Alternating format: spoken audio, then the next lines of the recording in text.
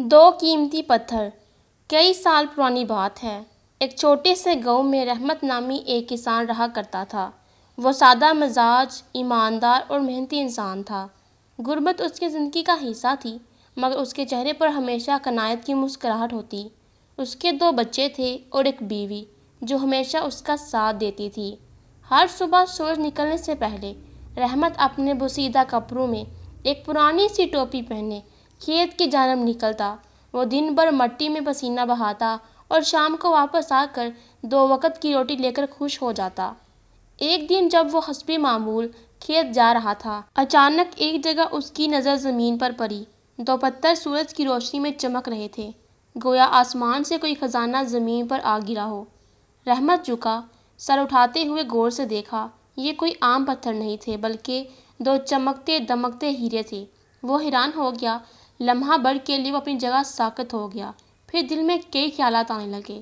اگر یہ ہیرے بیچ دوں تو میری ساری غربت ختم ہو جائے گی، میرے بچے اچھے اسکول میں پڑھ سکیں گے، بیوی کو دوائی ملے گی۔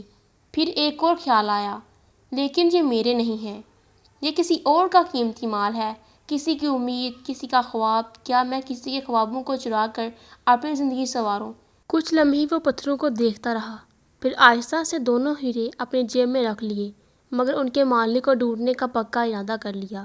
اگلے دن وہ شہر گیا۔ وہ بازار میں پھرتا رہا، ہر ایک سے پوچھتا رہا، کیا کسی کے ہیرے گم ہوئے ہیں؟ کیا کسی نے اپنی چیز کی تلاش کا اعلان کیا ہے؟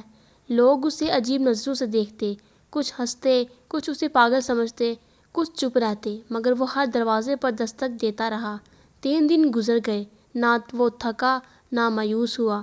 چوتھے دن ایک سڑک کنارے ایک پرانی بینچ پر بیٹھا ایک بوڑھا شخص زاروں کی طرح رو رہا تھا۔ سفید داڑھی، کمزور جسم، کپڑے میلے اور ہاتھ میں پرانا تھیلا۔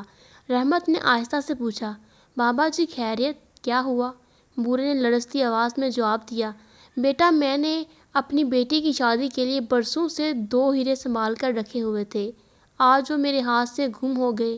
میں نے ہر جگہ ڈھونڈا مگر کہیں نہیں ملے، میری دنیا لٹ گئی۔ رحمت کی آنکھوں میں نمی آ گئی۔ اس نے بغیر کوئی بات کیے جیب سے وہ دونوں ہیرے نکال کر بوڑھے کے ہاتھ میں رکھ دیے۔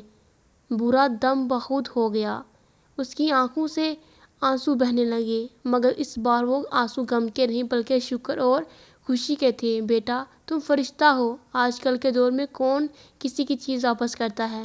رحمت نے مسکرا کر اتنا کہا، بابا جی میں غریب ضرور ہوں لیکن بے ایمان نہیں۔ بوڑھے نے رحمت کو دعائیں دیں۔ کچھ دنوں بعد وہی بوڑھا گاؤں میں آیا۔ وہ ایک امیر تاجر تھا جو بیٹی کی شادی کے لیے زیور خریدنے گیا تھا۔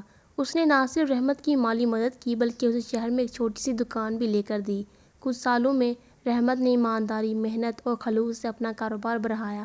اب وہ ایک کامیاب تاجر تھا، مگر اس کی عاجزی ویسی کی ویسی رہی۔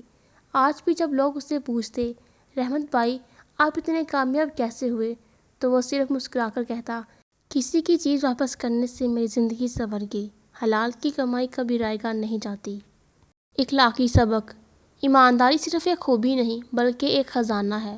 رزق حلال کم ہو تو بھی سکون دیتا ہے، اور حرام ہو تو بھی دل بے چین رہتا ہے۔